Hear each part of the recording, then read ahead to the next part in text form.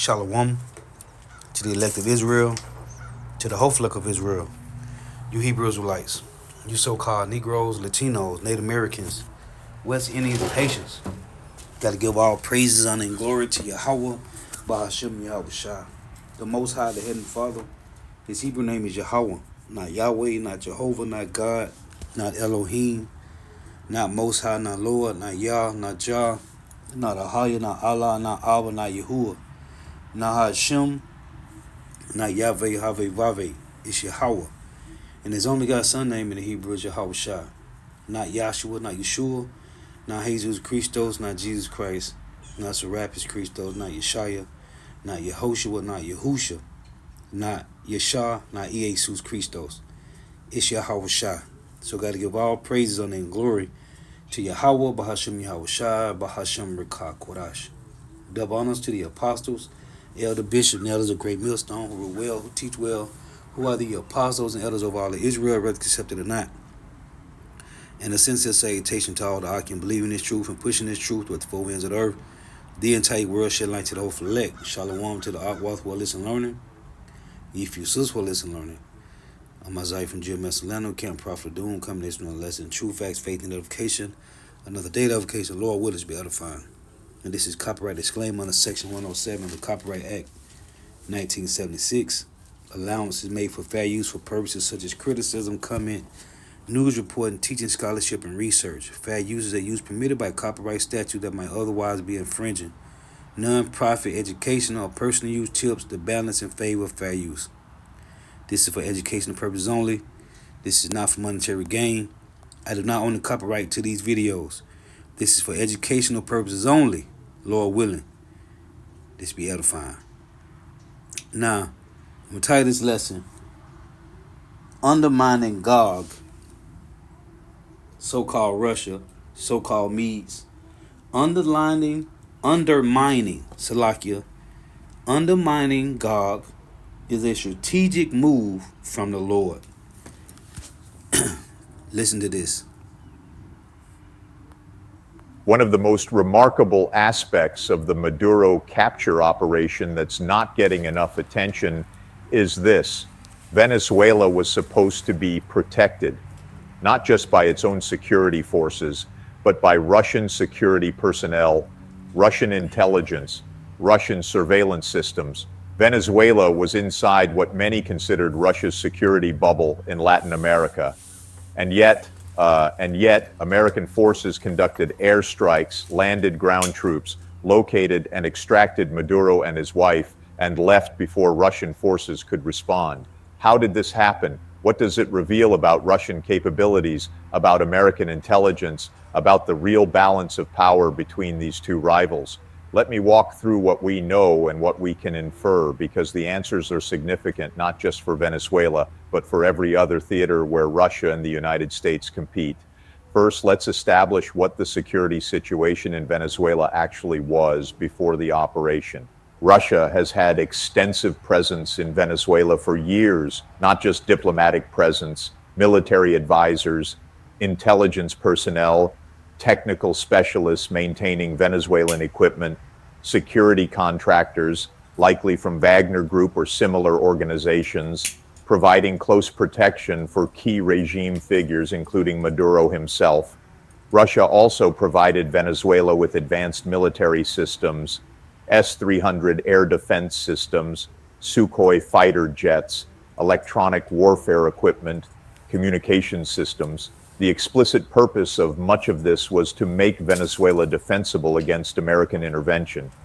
Beyond hardware, Russia established intelligence collection infrastructure in Venezuela, signals intelligence stations, cyber operations centers, surveillance systems covering key government facilities and potentially tracking American activities in the region. So on paper, Venezuela should have been a hard target.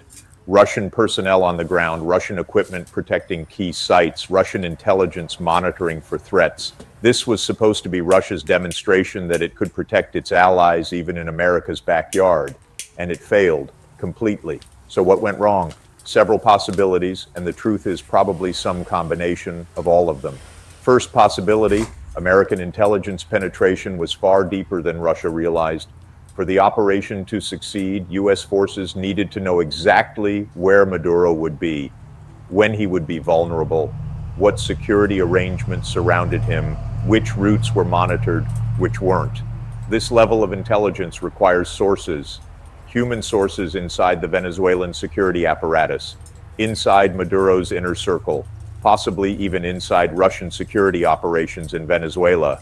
The fact that the operation succeeded suggests American intelligence agencies, likely CIA and military intelligence, had comprehensive visibility into Maduro's movements and security protocols, and they maintained operational security tight enough that these sources weren't detected or compromised before the operation. This is extraordinary intelligence work, and it reveals that despite all of Russia's security measures, American intelligence maintained access. Second possibility, Russian security focused on the wrong threats. Russia was likely preparing to defend against a large-scale military invasion, thousands of troops, amphibious landings, air superiority campaign. That's the kind of operation Russian systems like S-300 are designed to counter. But that's not what happened. The American operation was surgical. See, this here completely shows you that this guy here, Jeffrey Sachs, Scott Ritter, Colonel Douglas, they don't understand the mind of Yahweh Bahasham Yahweh Shah. Because here is Jeffrey Sachs undermining what the Lord is doing on the chessboard, man. They don't understand the Lord. But see, this is going back to the Lord set these devils up to give us the inside scoop, the intel from the inside, and we hear it and we can filter it through the scriptures. But let's listen to this guy. He don't understand the plan of the Lord, man.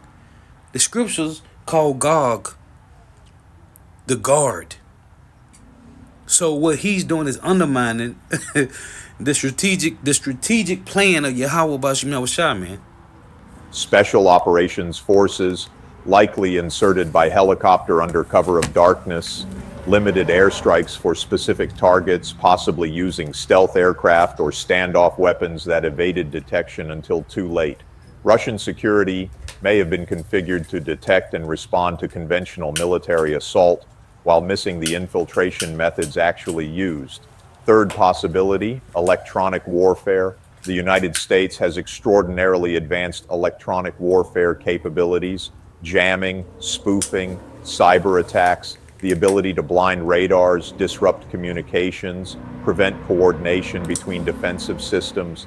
It's entirely possible that American forces used EW to create windows of opportunity where Russian and Venezuelan systems simply couldn't see what was happening, where communications between Maduro's security detail and command centers were disrupted, where surveillance systems went dark at critical moments. Fourth possibility, Russian forces chose not to intervene. This is the darkest interpretation, but worth considering. If Russian security personnel recognized American forces were conducting the operation, they may have calculated that engaging would mean direct combat between Russian and American forces. That's not a firefight. That's potential escalation to great power conflict. And Russia may have decided that protecting Maduro wasn't worth that risk. Better to let the operation proceed, condemn it diplomatically afterward, than to trigger a confrontation that could spiral beyond control. If this is what happened, it's a devastating admission that Russia won't actually defend its allies when push comes to shove, that its security guarantees are hollow when tested by American power. Fifth possibility, corruption and incompetence. Russian security operations, like any organization, are subject to human failings. Bribery, complacency, poor training, coordination failures. It's possible that American intelligence identified and exploited weaknesses in Russian security, paid off key personnel to look the other way, found gaps in coverage due to inadequate manning or equipment failures, took advantage of poor coordination between Russian advisors and Venezuelan forces. Now, which of these explanations is correct? Almost certainly it's a combination. American intelligence was good. Russian defensive preparation was inadequate for the actual threat. Electronic warfare played a role. and Russian forces may have chosen not to escalate, but the implications are the same regardless of the specific mix. Russia's ability to protect its allies is now in serious question.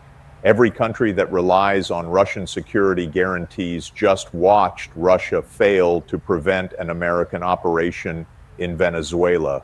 If Russia couldn't protect Maduro in Caracas, can it protect Assad in Damascus? Can it protect its allies in Africa, in Central Asia? The answer that many countries are probably reaching is no, or at least not reliably. Russian security guarantees are worth something against regional threats, but against the United States operating with full commitment, Russian protection failed. This is catastrophic for Russian credibility. For years, Russia has positioned itself as a security provider for countries that want alternatives to American hegemony. Partner with us, the pitch goes, and we'll protect you from American intervention. Venezuela was supposed to be proof of concept. Russia invested heavily, sent personnel, provided equipment, and it didn't matter. American forces came anyway, accomplished their mission, and left. Now let's discuss what this reveals about American capabilities, because that's equally significant. The operation demonstrated several things that many analysts underestimated about American power. First, intelligence persistence. Even in hostile environments with sophisticated counterintelligence operations, American intelligence maintains access, develops sources, builds comprehensive pictures. Russia was actively trying to prevent exactly this kind of infiltration, and yet American intelligence succeeded. This suggests that American intelligence tradecraft, recruitment operations, technical collection capabilities all remain at levels that adversaries can't effectively counter. That's a huge strategic advantage. Second, special operations superiority. JSOC forces, likely SEAL Team 6 or Delta Force, conducted an operation in a defended urban environment, achieved objectives, and extracted without unacceptable casualties. This is extraordinarily difficult. Urban operations are complex, defended targets multiply risks, extraction under potential pursuit is dangerous. That American Special Operations Forces pulled this off demonstrates capabilities that remain unmatched globally. Third, systems integration. The operation required coordination between intelligence agencies, special operations forces, air assets, cyber operations, electronic warfare, logistics, diplomatic messaging. Everything had to work together seamlessly. The fact that it did demonstrates that American military systems, integration, command and control, joint operations capabilities, these are at levels other countries can't replicate. But here's what's particularly interesting. This operation also reveals American vulnerabilities and the costs of this kind of action. The operation succeeded operationally, but creates massive strategic complications. As I discussed in previous analysis, it violates international law, damages American credibility on rules-based order, and provides precedent for Chinese and Russian actions elsewhere. And it commits the United States to Venezuela's future. Whatever happens there now is America's responsibility. If it descends into chaos, that's on Washington. So the ability to breach Russia's security bubble comes with costs. It's not free power. It's power that requires willingness to accept significant strategic consequences. Now, let's think about what this means for other theaters of great power competition. In Syria, Russia has much more extensive presence than it had in Venezuela. Russian air bases, naval facility, thousands of personnel, integrated air defense networks. Syria is closer to Russian power projection capabilities than Venezuela ever was. But the Venezuela operation suggests that if the United States decided to conduct a similar operation in Syria, Russian defenses might not prevent it. American intelligence could penetrate Syrian regime security. Special operations forces could operate despite Russian presence. Electronic warfare could create windows of opportunity. The constraint isn't capability, it's will. Syria matters more to Russia than Venezuela. The risk of escalation is higher. Russian forces are more numerous and better positioned to respond. But the fundamental dynamic is similar. American operational capabilities likely exceed Russian ability to prevent them, even in Russia's sphere of operations. In Eastern Europe around Ukraine, the calculation is different. This is Russia's core security zone. Russian forces are massively more numerous. The homeland is close. Nuclear weapons change the calculus dramatically. But even there, the Venezuela operation raises questions. If American special operations can function in Russian secured environments, what does that mean for high-value targets in Russian-influenced areas? What does it mean for Russian confidence in its ability to protect key personnel and facilities in Africa, where Russia has expanded presence dramatically through Wagner Group and military advisors? The Venezuela precedent is particularly concerning for Moscow. African allies are watching. If Russia couldn't protect Maduro, can it protect them? This could accelerate a trend of African countries hedging, maintaining relations with Russia, but not relying exclusively on Russian security guarantees, diversifying, keeping options open. And for China, the Venezuela operation is being studied intensely. Chinese intelligence is undoubtedly trying to understand exactly how the Americans did it, what methods were used, what vulnerabilities were exploited, so they can protect against similar operations against Chinese interests or allies. But they're also learning that American capabilities remain formidable, that operational security, intelligence penetration, special operations integration, these are areas where the United States maintains significant advantages. This affects Chinese calculations about Taiwan, about their facilities in the South China Sea, about their personnel in Africa and Latin America. If Americans can reach Maduro in Caracas, what does that say about vulnerability of Chinese interests globally? Now, let me address something that's probably concerning Russian military and intelligence leadership right now. How did this happen without them knowing in advance? Russian intelligence services, SVR and GRU, are sophisticated operations. They have sources in Western governments. They monitor communications. They track American military activities. And yet they apparently had no advance warning that allowed them to move Maduro to safety or reinforce security sufficiently to prevent the operation. This suggests several possibilities, all concerning for Russia.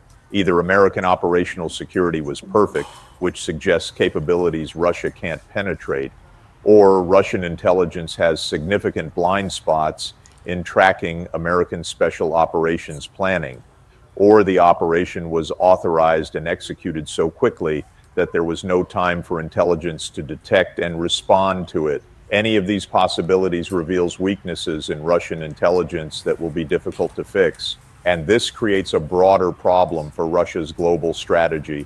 Russia's approach has been to position itself as a security provider that can counter American influence. But if Russian security guarantees can't actually prevent American operations, the entire strategy falls apart. Countries might still partner with Russia for economic reasons, for political balance, for access to weapons systems, but they won't rely on Russia for protection against determined American action. This is a fundamental blow to Russian strategic positioning, and it's not easily recovered from, because the failure is now public. It's demonstrated. Every country saw that Russia couldn't protect Maduro. Words about commitment, about standing by allies, these ring hollow after Venezuela. Actions matter more than rhetoric. And the action was, when American forces came, Russian security failed. Let me conclude with the bigger picture, because this goes beyond just Russia and Venezuela. The ability of the United States to breach what was supposed to be a protected security environment reveals that we're not actually in a multipolar world yet. We're in a transition period where the unipolar moment is ending, but true multipolarity hasn't arrived. Russia can challenge the United States in its near abroad, in areas of core security interest like Ukraine, but it can't project power globally in ways that prevent American operations when the US is fully committed. China is different. China has economic power that Russia lacks, and in Asia, in China's near abroad, Chinese power is formidable and growing. But globally, the United States retains asymmetric advantages. Intelligence networks built over decades, alliance structures that provide access and basing, special operations capabilities that no one else can match, systems integration that allows rapid, complex operations. These advantages are eroding, but they haven't eroded completely, and the Venezuela operation is a reminder that the United States, when it chooses to act, can still accomplish things that its rivals cannot prevent. The crucial question, is how long these advantages last and at what cost they're employed, because every use of force, every demonstration of capability, every operation like Venezuela has strategic costs. It provokes balancing behavior. It damages legitimacy. It creates commitments and responsibilities. The United States breached Russia's security bubble in Caracas. It demonstrated remarkable capability, but it also demonstrated the kind of unilateral action that accelerates the end of American hegemony by making alternatives to American-led order seem more necessary. So yes, American power breached Russian protection, but the act of breaching may have accelerated the decline that made the breach necessary in the first place. That's the paradox of hegemonic power in decline. Its greatest demonstrations of capability can accelerate its strategic deterioration. Thank you very much. All right, so we see what Jeffrey Sachs just said, right? Now, listen to this. This one here is heavy. So he's undermining God. He's undermining God, which is the strategic move from Yahweh Bashim Abishai. Now check this out. Because now at this point, they're going tick for tack. But Russia is doing more the ticking and the tacking. Check this out. Global energy market. Let's run this back. Imagine a scenario where the geopolitical chessboard is suddenly overturned, sending pieces flying in every direction. That is precisely what has just happened. In a move that creates a defining moment for the 21st century, Russia has executed the most audacious and aggressive seizure of American-linked assets we have witnessed since the darkest days of the Cold War. This isn't just a headline. It is a seismic event that has sent shockwaves rattling through the corridors of power in Washington, ringing alarm bells at NATO headquarters and causing immediate panic across global energy markets. In a highly coordinated, simultaneous operation spanning multiple oceans, Russian naval and Coast Guard forces have forcibly boarded, commandeered, and detained an entire fleet of oil and liquefied natural gas tankers operated by United States interests. From the choppy waters of the Black Sea to the freezing approaches of the Baltic and the icy expanse of the Arctic, the scope of this operation is nothing short of staggering. In the span of a single chaotic day, 12 massive vessels, ships operated by American energy giants and sailing under the flags of allied nations, were taken into Russian custody. The financial scale alone is eye-watering. The ships themselves carry a valuation exceeding $3 billion. But that is just the hardware. The energy cargo sitting in their holds is estimated to be worth nearly $800 million. This was not a standard maritime check. This was not a routine inspection gone wrong. This was a massive military deployment involving more than 40 Russian surface vessels, roaring air support overhead, and reports of submarines lurking below to ensure no one dared to intervene. Within hours of the news breaking, the White House was scrambling to issue emergency statements. NATO was locked in crisis meetings, and the energy markets went into a violent frenzy, with prices spiking vertically as traders feared a total breakdown of supply lines. If you are finding value in this deep dive analysis, please take a quick second to subscribe to the channel and turn on notifications so you don't miss our upcoming updates on this developing crisis. To the average observer watching the evening news, this appears to be a sudden, reckless explosion of anger, a lash out by Moscow. But if we peel back that surface narrative, we find something far more calculating and dangerous. What Russia has done here is neither random nor impulsive. It is the cold, hard climax of a long chain of events, a series of provocations, strategic shifts, and quiet preparations that have been building in the background for years, largely ignored or underreported by the mainstream Western press. Moscow is not just flexing its military biceps, it is signaling a fundamental tectonic shift in how it plans to fight back against Western pressure. They are moving from a strategy of passively enduring sanctions to one of active, painful economic counterattacks. The most terrifying aspect of this situation isn't the immediate loss of money or the diplomatic shouting match. It is the precedent it sets. Russia is effectively declaring that under specific legal and security justifications of its own making, it has the right to seize the strategic commercial assets of a rival superpower, even in contested or international waters. If this logic is allowed to stand, it won't stop with Russia and the United States. It opens a Pandora's box for similar actions everywhere, from the tense waters of the South China Sea to the narrow choke points of the Persian Gulf. It threatens to fundamentally rewrite the operating system of global trade and maritime security.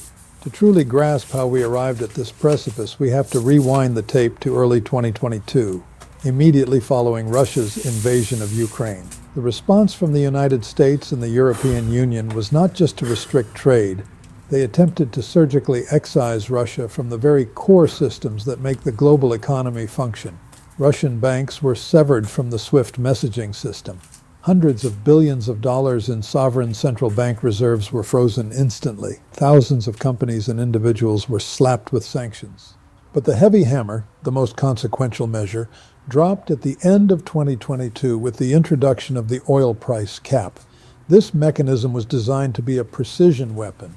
The goal was to stab at the heart of Russian state finances while keeping the oil flowing just enough to avoid a global depression. By dictating the maximum price at which Russian oil could be sold and enforcing that rule through Western dominance of shipping insurance and services, the West hoped to drain Moscow's war chest without turning off the taps completely. From a policy standpoint in Washington and Brussels, it was seen as sophisticated and calibrated. From Moscow's perspective, however, this was economic warfare intended to destroy the foundations of the Russian state. Because oil and gas revenues are the lifeblood of the federal budget, Russia couldn't fight back immediately. To retaliate directly back then would have risked total economic isolation at a time when they were still trying to figure out how to survive the initial sanction shock. Instead, Moscow decided to play the long game. Over the next 2 years, they quietly went to work. They redirected their massive export machine toward Asia. They frantically expanded pipeline infrastructure into China. They beefed up their capacity to ship through the Arctic.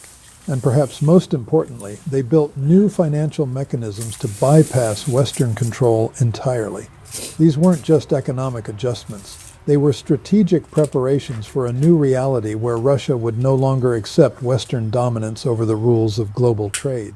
Throughout this entire period of adjustment, Western energy companies continued to operate their ships near Russian waters, operating under the comfortable assumption that the old norms would keep them safe. Even during the height of the Cold War, commercial shipping was generally treated as off-limits. The freedom of navigation was a sacred cow, a principle that allowed global business to churn even when superpowers were pointing nuclear missiles at each other. That assumption held firm for decades because everyone understood that breaking it carried risks that were simply too high. But by late 2024, that unwritten understanding began to crumble. The United States, frustrated that Russia was successfully rerouting its energy exports and blunting the pain of sanctions, quietly decided to turn the screws tighter. American and allied naval forces began a new campaign of boarding and inspecting tankers that were suspected of carrying Russian oil sold above the price cap. Even in international waters, these boardings were justified under the banners of sanctions enforcement and anti-money laundering laws. To Moscow, however, this looked like a dangerous new precedent. The first domino fell in November 2024, when a tanker carrying Russian crude destined for Asia was stopped and detained for days, while its documentation and cargo were turned inside out. It was eventually released, but the message received in the Kremlin was crystal clear. Washington was willing to use its military assets to enforce its economic will, thousands of miles from American shores. Russia protested vehemently through every available diplomatic channel, calling the actions illegal, provocative, and dangerous. Those protests were waved away. By December, multiple vessels had been boarded, creating a pattern that Russian officials began to describe as systematic harassment. From where Vladimir Putin sat, the United States had crossed a red line. They had turned economic sanctions into a form of physical maritime coercion. The logic was simple. If American forces could board and delay Russian-linked shipping whenever they pleased, the next step could be total seizure or permanent detention. The threat was no longer theoretical. It was at their doorstep. And then came the spark, the incident that transformed simmering tension into a roaring fire of open confrontation. In mid-December, an American-operated tanker collided with a Russian research vessel in the freezing northern waters. The collision was tragic, resulting in the deaths of several Russian crew members. Washington immediately characterized it as an unfortunate accident, blaming poor visibility and navigational errors. Moscow rejected that explanation instantly and completely. They demanded accountability and alleged that this was a deliberate act of misconduct. What followed next would become the legal and political bedrock for the massive seizures we are seeing now. According to the narrative spun by Russia, this collision was no accident. It was the visible tip of a much darker iceberg. Russian officials claimed that the American-operated tanker involved was not just a commercial ship. They alleged it was a wolf in sheep's clothing, equipped with advanced electronic and sonar systems capable of tracking submarine movements and mapping coastal defenses. They accused it of functioning as a dual-use intelligence platform. Now, it is true that such practices exist in the gray zone of international espionage and are not unheard of, but Moscow has increasingly signaled that it views these activities as intolerable, especially when they happen near sensitive military zones. Russian military sources claimed that their research vessel had picked up unusual electronic signatures and had moved in to visually confirm the tanker's identity. In their version of the story, the American tanker panicked and altered course abruptly to evade inspection, causing the crash that killed the Russian sailors. Whether this account is the absolute truth or a carefully constructed cover story is almost beside the point. What matters is that this story became the official, unshakable position of the Russian state. It was repeated on a loop across diplomatic cables, legal filings, and state media. Moscow demanded the tanker return to Russian waters for a full criminal investigation, framing the incident as gross negligence resulting in death rather than a simple maritime accident. The United States refused, citing international maritime law, which grants jurisdiction to the flag state of the vessel. When the tanker continued on its journey, ignoring the demand, Russian authorities declared it a suspect vessel and announced that the crew were wanted fugitives for questioning. This legal framing was incredibly deliberate. By treating the issue as a criminal matter rather than a military dispute, Russia created a pathway for enforcement actions that they could present to the world as lawful police work rather than acts of war. Behind the closed doors of the Kremlin, planners were already mapping out a much broader response. The collision wasn't the sole cause, but it provided the perfect catalyst, a narrative anchor. For months, Russian security institutions had been arguing about how to respond to what they saw as American arrogance in maritime enforcement. The consensus they reached was grim. Continued restraint was only encouraging the West to push harder. If Russia wanted to stop future boardings, they had to impose real, tangible costs.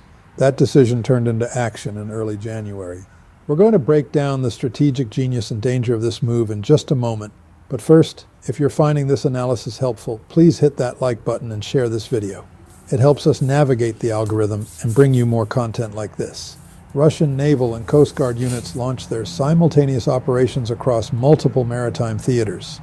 In the Black Sea, tankers carrying crude oil from Central Asia were intercepted, surrounded, and escorted into Russian ports. In the northern waters, vessels trying to transit the Arctic routes were boarded under the pretext of environmental inspections and security checks. In the approaches to the Baltic Sea, additional ships were detained near critical choke points that are vital for European trade. The operation was synchronized, it was overwhelming, and it was clearly pre-planned to the minute. The official statement from Russia was a masterpiece of careful wording. Authorities cited obscure international maritime provisions that allow coastal states to act against vessels that threaten national security, violate environmental regulations, or engage in unauthorized surveillance. The tanker involved in the December collision was explicitly named as Exhibit A, proof that commercial shipping was being used as a cover for hostile activities. The crews of these seized ships were described not as hostages, but as material witnesses in ongoing criminal investigations.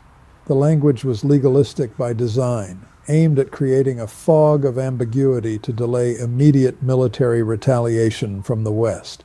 Strategically, these seizures served multiple overlapping purposes. First and foremost, they demonstrated that Russia would no longer be a punching bag for economic pressure. For 2 long years, Moscow had endured sanctions and adjusted its economy on the fly. But endurance without retaliation risks looking like weakness. By seizing American-operated energy assets, Russia proved it could inflict visible, painful costs on the U.S. without firing a single missile or crossing the border into open warfare. Second, this action targeted the specific infrastructure that underpins Western dominance of the global energy trade. Even when Russian oil flows to Asia, Western companies often control the tankers, the insurance policies, and the financing deals. By exposing just how vulnerable that infrastructure is to state action, Moscow is practically forcing the market to shift away from Western-controlled logistics. Asian buyers now have a massive financial incentive to rely on Russian or non-Western shipping fleets, which accelerates the fragmentation of the global energy market. Third, the move carried immense domestic political value. With elections on the horizon, the Kremlin benefits hugely from appearing decisive and strong in the face of Western aggression. State media has framed these seizures as a righteous, justified response to American bullying, reinforcing the narratives of sovereignty and resistance. For the Russian elite and the public, this operation reinforced the image of a leadership that is willing to defend national interests with iron resolve. There is also a fascinating international dimension that has flown under the radar. Russia did not act in isolation or in ignorance of how the world would react.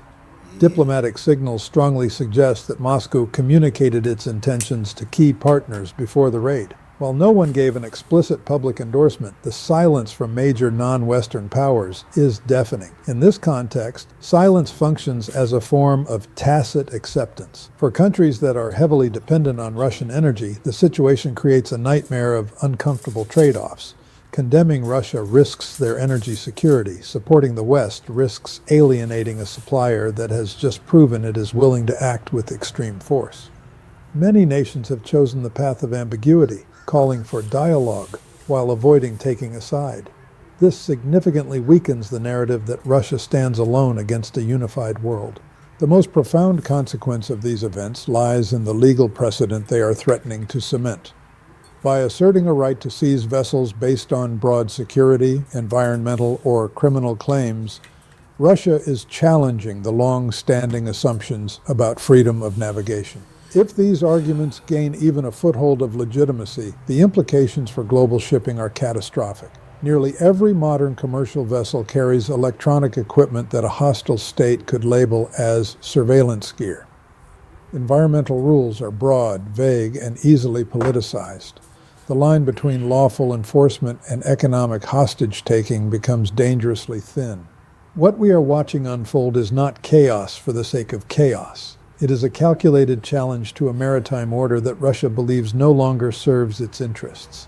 Moscow is signaling that rules written and enforced primarily by Western powers are not written in stone. They can be contested, they can be reinterpreted, and if necessary, they can be broken to force a renegotiation. This marks a decisive shift from passive resistance to active rebalancing, a shift that will shape not just this crisis, but the future of global trade and security. To understand why this escalation follows a grim internal logic, we have to strip away the moral language and look at the situation through a realist lens. In the brutal world of international politics, there is no global police force capable of enforcing rules equally on everyone. Power, not principle, is what ultimately determines the outcome. When a state believes its core interests are under threat and peaceful avenues offer no relief, it seeks other ways to restore the balance. From Moscow's perspective, that is exactly what has happened. For 2 years, Russia watched the boundaries of acceptable economic coercion expand. Sanctions hardened into long-term structural cages. Financial assets were stolen, energy revenues were capped. Then came the direct maritime enforcement, boardings in international waters justified by unilateral rules that much of the world never voted for. Each step narrowed Russia's room to maneuver. When they protested, they were ignored. The message Moscow received was that restraint would only invite more pressure. Russia lacks the economic leverage to respond symmetrically. They cannot freeze Western central bank assets or dominate the global financial system. But what they do possess is regional military power, especially in the maritime zones close to their own territory. Using that power to impose costs on Western commercial interests is not irrational behavior from a realist standpoint. It is a classic balancing move designed to force the adversary to stop and ask, is continued pressure worth this risk? This is exactly why the seizures were executed under a legal framing rather than with open brute force. Russia is not seeking a shooting war with NATO. It is seeking to alter the cost-benefit calculation in Washington and allied capitals. By detaining vessels under contested but plausible legal claims, Moscow raises the price of enforcement without triggering an automatic military response. The gamble is that Western governments will hesitate to escalate to war over commercial assets and civilian crews, especially when the legal waters have been deliberately muddied. The immediate impact of this strategy is already hitting home. Energy markets reacted with sharp volatility. Insurance rates for shipping near Russian waters have surged sky high. Some routes became effectively uninsurable overnight. These costs ripple outward like a tsunami affecting producers, consumers, and governments thousands of miles away from the confrontation. That diffusion of pain is precisely the point. It transforms a bilateral dispute into a systemic problem that pressures third parties to beg for de-escalation. For Europe, the shock is particularly acute. Many European firms still rely on complex supply chains that touch Russian-controlled or Russian-adjacent routes. The seizure of cargo purchased through intermediaries exposes just how fragile these arrangements are. Losses may not be fully covered by insurance, leaving companies to absorb multi-million-dollar hits. Over time, this encourages them to simply disengage or accept Russian terms for operating in these regions.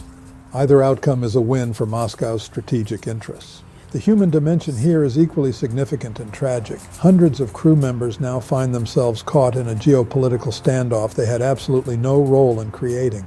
Regardless of the legal terminology used, their freedom now depends on negotiations between governments locked in a bitter confrontation. History suggests such negotiations can drag on for months or years, with human lives reduced to bargaining chips. This reality underscores how economic warfare inevitably spills over into personal tragedy. Beyond the immediate crisis lies a more troubling transformation of maritime security. If commercial shipping becomes a routine target of state pressure, navies will be drawn ever deeper into the job of protecting trade. Escorts, patrols, and shows of force will become standard in contested waters. This militarization raises costs and drastically increases the risk of miscalculation. A collision or a misinterpreted maneuver between naval vessels could escalate far more quickly than any policymaker intends. Over time, global shipping is likely to fragment along geopolitical lines. Western companies will avoid routes near adversarial powers. Russian and Chinese firms will dominate those corridors, but face restrictions elsewhere. The efficiency of global trade will suffer as routes get longer, costs rise, and redundancy replaces optimization. What was once a seamless global system begins to resemble a patchwork of guarded corridors and contested zones. Legally, the world may be entering an era of competing maritime frameworks. States aligned with Russia and China will push interpretations that limit sanctions enforcement and expand the authority of coastal states. Western powers will desperately defend existing norms of freedom of navigation. Without consensus, disputes will proliferate, resolved not by shared rules, but by who has the biggest gun and the highest tolerance for risk. For smaller states and companies, navigating this landscape becomes increasingly perilous. From this perspective, these seizures are less about anger or revenge and more about signaling. Russia is declaring that the post-Cold War assumption of uncontested Western maritime dominance is over. The rules that allowed sanctions to be enforced without reciprocal vulnerability are being challenged head-on. Whether this leads to negotiation or entrenched confrontation depends entirely on how other powers respond. If Western policymakers double down on enforcement without adjustment, they invite further retaliation and the normalization of seizures. If they seek de-escalation, they may need to accept limits on how far economic warfare can extend into physical space. Neither path is easy. Both require acknowledging that the era of cost-free coercion is ending. What is clear is that this episode marks a turning point. Commercial shipping, once insulated from great power rivalry, is now firmly in the crosshairs. The assumption that trade flows safely because everyone benefits no longer holds water. Power is reasserting itself as the ultimate guarantor of access, and states are preparing to defend or deny that access with increasing boldness. Before we move to the final implications, let me know in the comments. Do you think this leads to a new Cold War at sea, or will cooler heads prevail? I read every comment. Looking ahead, the consequences of this moment will not be confined to the fate of the seized vessels or the immediate diplomatic crisis. What Russia has done reshapes expectations about how far economic confrontation can go before it spills into physical control of assets. For decades, sanctions were assumed to operate in a largely abstract financial realm. Ships sailed, goods moved, and enforcement happened through banks, insurers, and piles of paperwork. That separation has now collapsed. Economic pressure has become tangible, physical, and enforceable at sea. For the United States, this presents an uncomfortable reality.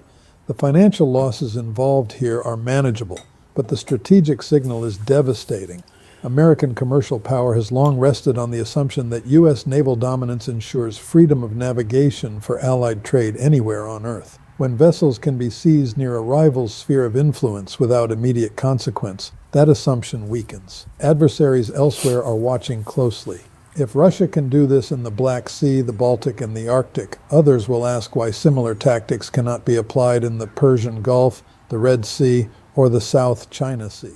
Energy markets will continue to feel the aftershocks. Even if the seized cargoes are eventually released, the perception of risk lingers like a bad smell. Traders price fear much faster than they price reassurance. Higher transport costs, longer routes, and increased insurance premiums inevitably flow through to consumers.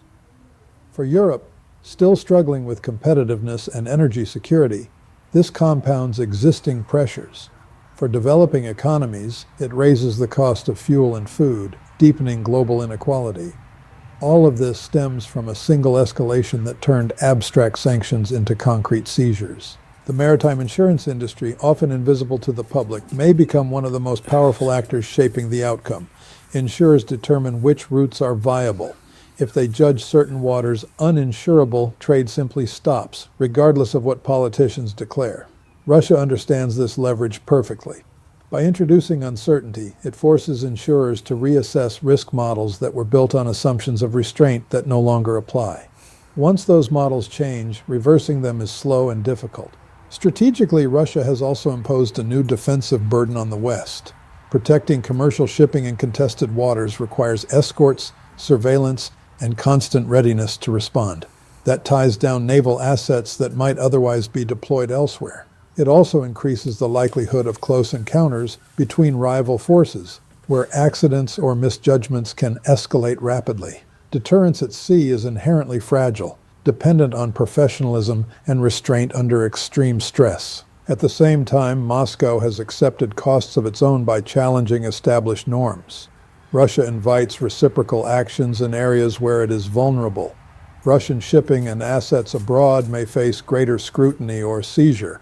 Long-term trust in Russia as a predictable trading partner erodes even further. Yet, from the Kremlin's perspective, these costs are outweighed by the strategic necessity of breaking what it sees as an intolerable imbalance.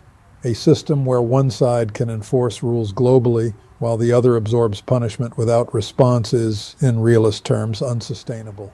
The deeper implication is that the international system is sliding toward a more openly transactional and coercive order. Legal arguments matter, but they matter most when backed by hard power. States will increasingly test boundaries, probing how far they can go without provoking catastrophic retaliation. Commercial actors will be forced to adapt, factoring geopolitics into decisions once driven purely by efficiency and profit. For policymakers, the lesson is stark. Economic warfare does not remain contained in a box. When sanctions are enforced with military tools, they invite military responses. Escalation does not always look like missiles or troops crossing borders. Sometimes it looks like boarding ladders, legal notices, and seized cargoes. These actions can be just as destabilizing precisely because they sit in gray zones where response options are limited and ambiguous. Whether this crisis becomes a one-off shock or the beginning of a sustained pattern depends on choices made in the coming months. Negotiation could establish clearer boundaries and restore some predictability.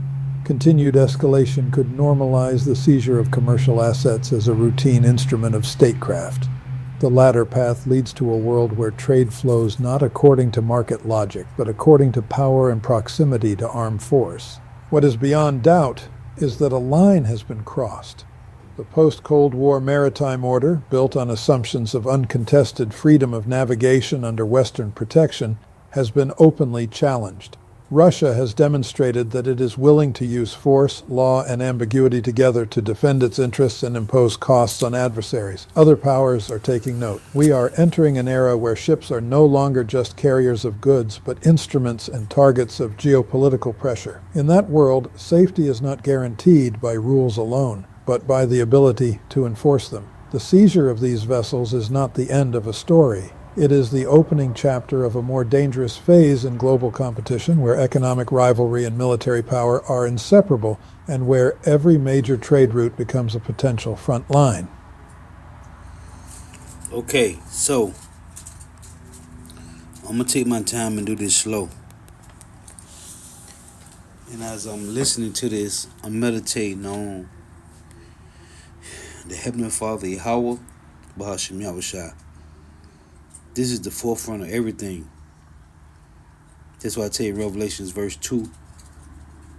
Revelations chapter 2, verse 4 and 5, that this is our first love. So these devils have no understanding of what's really going on, man. And again, as my big brother Nahoya said, the head of the brotherly camp, this is Edomites race back to the bottom, man. This is a Mark 10 race back to the bottom. They don't understand what's going on. But this guy, and this is my first time today seeing this guy right here. So what Jeffrey Sachs said, basically he said he said Russia dropped the ball. No, they didn't drop the ball. As I'm gonna title this lesson, Underminding Gog is a lack of understanding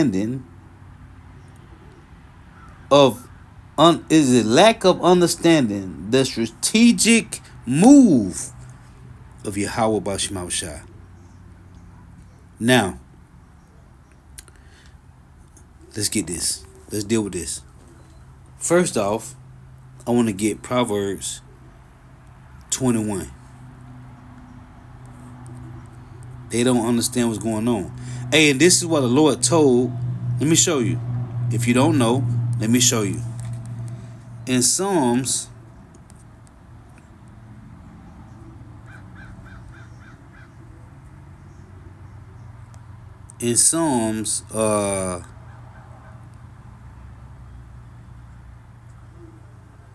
right here, Psalm 78 and 1.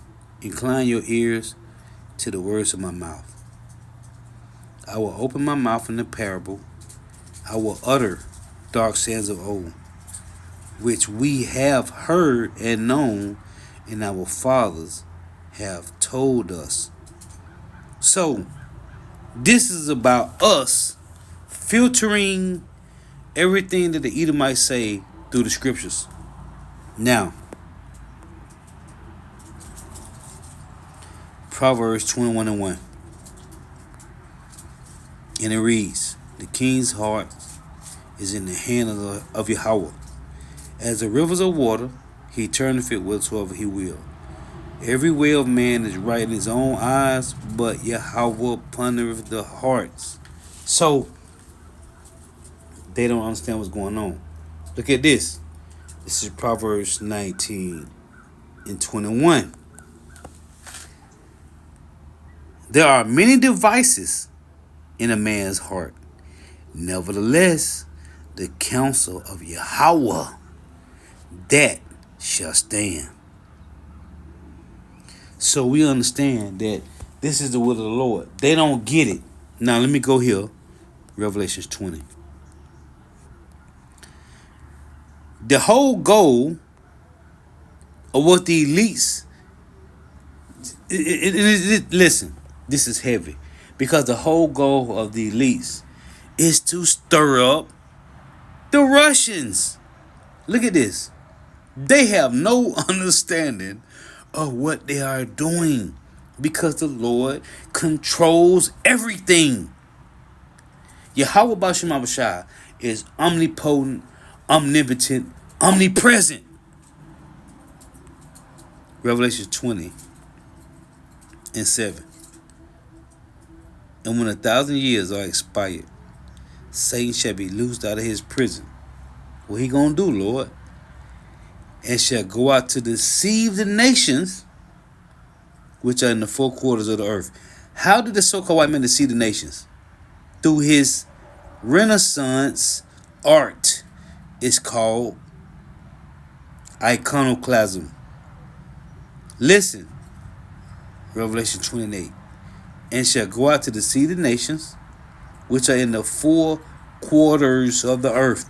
That's east, west, north, and south. What are you going to do? Gog, and Magog to gather them together to battle. The number of whom is the descendant of the sea. So, when I listen to Jeffrey Sachs say Russia dropped the ball because they supposed to been there, Maduro should have never got captured. No, nigga. The Lord is moving chess pieces. You got rookies, knights, bishops, and pawns. Pawns and rookies are nothing. They're nothing. Bishops and knights are nothing. But they move more. They move more than you got the kings and queens on the chess board. This is the Lord playing chess. Going back to Proverbs 21:1. Now, this is heavy right here because it reads, verse 7, and when 1,000 years are expired, Satan shall be loosed out of his prison and shall go out to deceive the nations. Not try, he will deceive, as the big brother Nahal always say, he will deceive the nations which are in the four quarters of the earth, Gog and Magog, to gather them to battle, together to battle, the number of whom is in the sea. Now, Esau, a miracle. I'm talking about Babylon the Great. Gog is Edomites as well. Salakia. Gog is Edomites as well. This is the Lord letting Babylon the Great, a miracle, flex their wickedness. This is Ezekiel, and I'm building off this Ezekiel 28. Verse 7 it reads, behold, therefore will I bring strangers upon thee, the terrible of the nations, which is Edomites. They just far advanced Edomites. And they shall draw their sword against the beauty of thy wisdom, and they shall defy thy brightness. So, I was thinking about this, right? When the Lord said, therefore will I bring strangers upon thee, the terrible of the nations. Now, I had the brother to read this last night. Let's go to Ezekiel. Let's go to Ezekiel 7. Listen to this. This is Ezekiel 7 and 24. Wherefore will I bring the worst of the heathen? Who is the worst of all the heathen nations? It's the so-called white man, right? This is the Lord. When you read verse 20 on down, this is the Lord saying he's going to bring the worst of the heathen into the land of Israel. And that's why Yahweh said in Luke, what's that, Luke 20, that they shall defile the land till the time the Gentiles are fulfilled. Let's go here. Let's go to it. Revelations 20. Nope. Revelation 21. I'm sorry. Salakia. Revelation 21 and 24 reads, "And they shall fall by the edge of the sword, and shall be led away captive into all nations. And Jerusalem shall be trodden down of the Gentiles until the time that the Gentiles are fulfilled." So, what I'm reading to you in Ezekiel 7, here is Yahushua mentioning that in Luke 21. Let's go back to this. Ezekiel 7, it reads in 24, "Wherefore will I bring the worst of the heathen, and they shall possess their houses.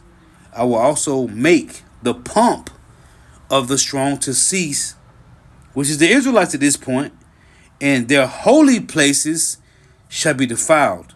Let me show you something. And I had it, brother. I quoted it. When you go to Isaiah 14, let's say in verse 11, "Thy pomp shall be brought down to the grave." Who's pumping? Right here, it's talking about the Edomites. When you go to verse 4, it reads, "Thou shalt take up this parable against the king of Babylon." Who is the king of Babylon? It's the so-called white man. "How have the oppressor ceased? The golden city ceased." That's Jeremiah 51. The Lord said in Jeremiah 51, right here, "Babylon hath been a golden cup." It's not a golden cup anymore. It was a golden cup. America is a damn lead cup now. It's not a golden cup. It's fucking lead. But the Lord said Babylon hath been a golden cup in Yahweh's hand. It's not a golden cup anymore. Let's go back. So, going back to Ezekiel 28, right? "Behold, therefore will I bring strangers upon thee, the terrible of the nations." Now we gotta go back to Ezekiel 7 again. Ezekiel 7. Right here. Ezekiel 7:24. "Wherefore will I bring the worst of the heathen, and they shall possess their houses. I will also make the pomp of the strong to cease." This is talking about Israel at the time. "And their holy places shall be defiled." So who's the worst of the heathen? It's the so-called white man. So when you go to Ezekiel 28, this is Yahweh saying, out of the worst of the heathen, I'm going to bring the terrible. I'm going to bring the terrible out of the heathen. The so-called white man is the worst of the heathen nations. Ezekiel 28:7. "Behold, therefore will I bring strangers upon thee, the terrible of the nations, and they shall draw their swords against the beauty of thy wisdom, and they shall defy thy brightness." So, in Ezekiel 7, the Lord said he's going to bring the worst of the heathen, right? Which is the Edomites. And this is why I tell you in Daniel's 2 and 43 that the Edomites shall cleave to the sons of men. Salakia. In Daniel's 2 and 43, it reads that they shall mingle themselves with the seed of men, but they shall not cleave one to another. Because there's a separation between the Edomites and the rest of the heathen nations. The Chinese, the Japanese, the Arabs, right? The Pakistanians, the Africans, the Iranians. There's a separation. So here it's talking about the Lord bringing the terrible of the Edomites, which is the Russians. "Behold, therefore will I bring strangers upon thee, the terrible of the nations, and they shall draw their swords against the beauty of thy wisdom, and they shall defile thy brightness." What's the beauty of America? It's his wisdom. As it say here, "And they shall draw their swords against the beauty of thy wisdom." So, I was thinking about this. And I'm going to get these words. Lord, I got a couple words I want to get to. When you go to Ephesians 6, it reads this, verse 11.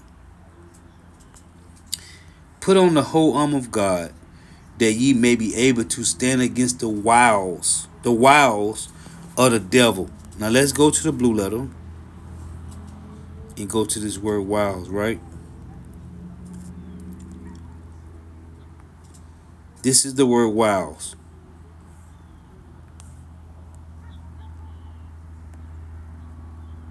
G 3180.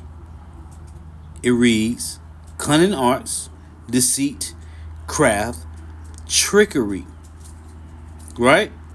Trickery. So watch this. Watch this. What Trump did was crafty, cunning, conniving, trickery. Now, when you go to Ecclesiasticus 19 and 22, it reads this. The knowledge of wickedness is not wisdom. So what they push to the world right now through the media, right now, constantly going on, is that was the wisdom of America going in to take Maduro. The knowledge of wickedness is not wisdom, neither at any time the counsel of sinners prudence. Look at this, verse 28. Look at what verse 28 reads. I'm going to change this color.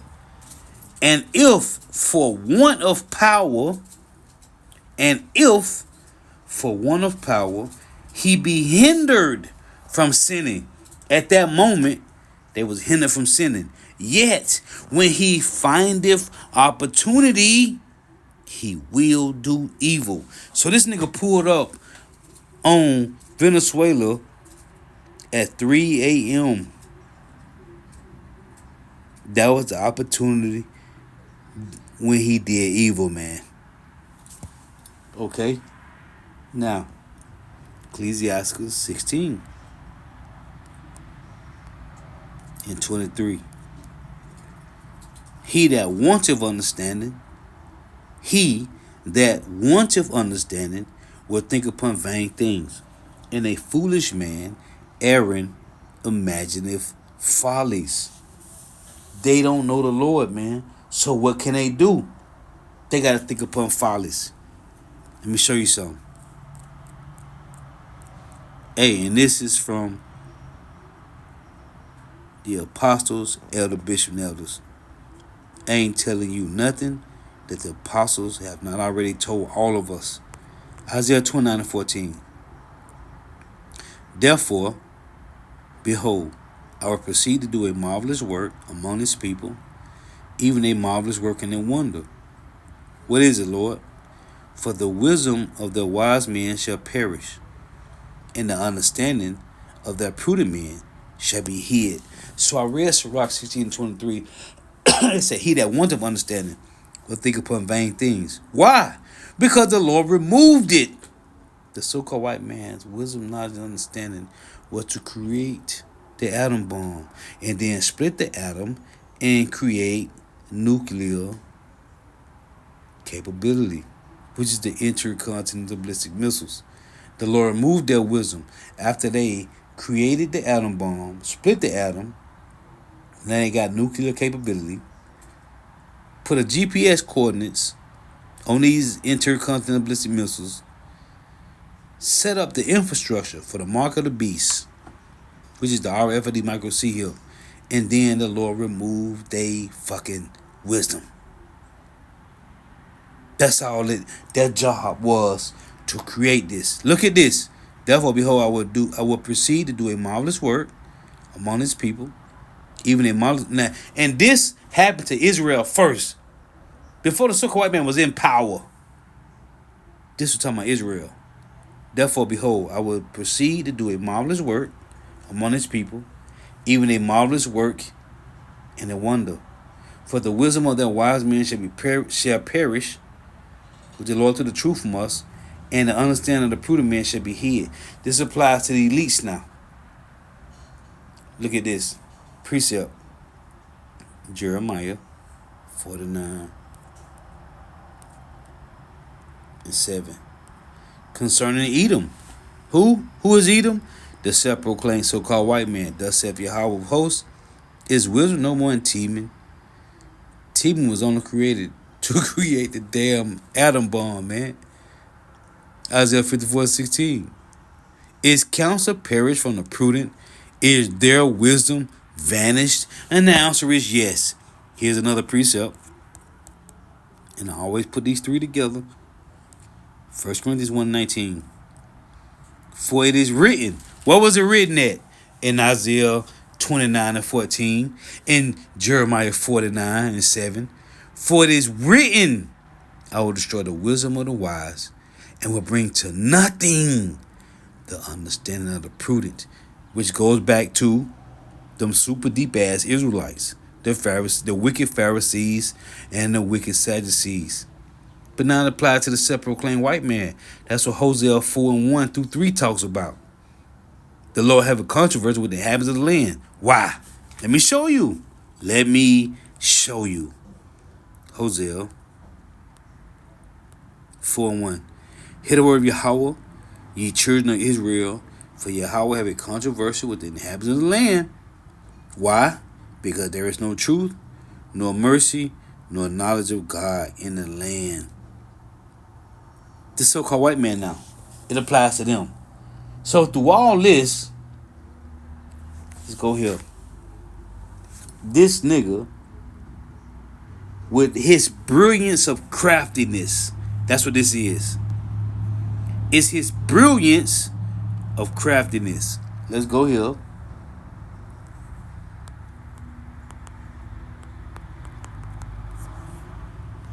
Conniving. Look at this. Conniving. Given to or involved in conspiring to do something immoral, illegal, or harmful. Now, what America did with Maduro was illegal. It was immoral. Look, secretly allow something considered immoral, illegal, wrong, or harmful to occur. Overlook. Pass over. Take no notice of. Condone. See? Look the other way. Let something ride. That's a Jake term. See? This is what they did, man. This is what they did. Conniving, given to or involved in conspiring to do something immoral, illegal, or harmful. So I read Ephesians 6. It said the wiles of the devil. Let's get this word wiles. But they have no clue that the Lord control all this. Look at this. Wiles. Devious or cunning. What's that? Stratagems. It's a manipulating or persuading someone to do what one wants. That's Trump. Look, tricks, schemes, maneuvers, devices, guile, cunning, artifices, clever or cunning devices or expedients. See? This is what Babylon did. What's this? Subterfuge, deceit, used in order to achieve one's goal. This is what they did. This is what America did, man. Hey, and as the Hardy always say, big brother, hey, the best experience to get to a soldier is experience, man. So when it said in Ezekiel 28,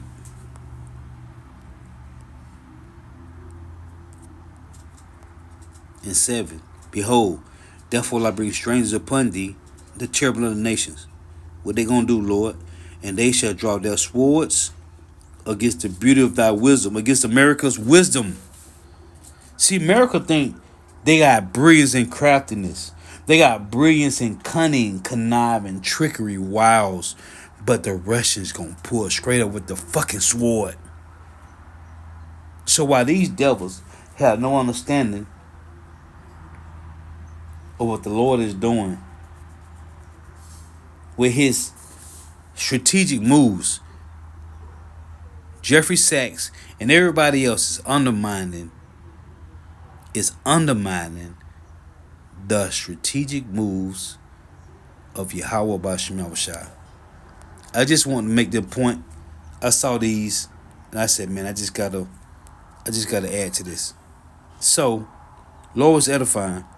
Gotta give all praise, honor, and glory to Yahweh, Bahashem Yahushua, Bahashem Rikah Kodash. Double honors to the apostles, elder bishop and elders of great millstone who rule well, who teach well, who are the apostles and elders of all of Israel, whether accepted or not. And a sincere salutation to all the Akim believing this truth and pushing this truth with the four winds of the earth, the entire world shall not to the overlap. Shalom to the Akwath while listen learning. If you sister will listen learning. Look at this. I'm gonna close this again. I'm gonna close with this. Ecclesiastes 19 and 28.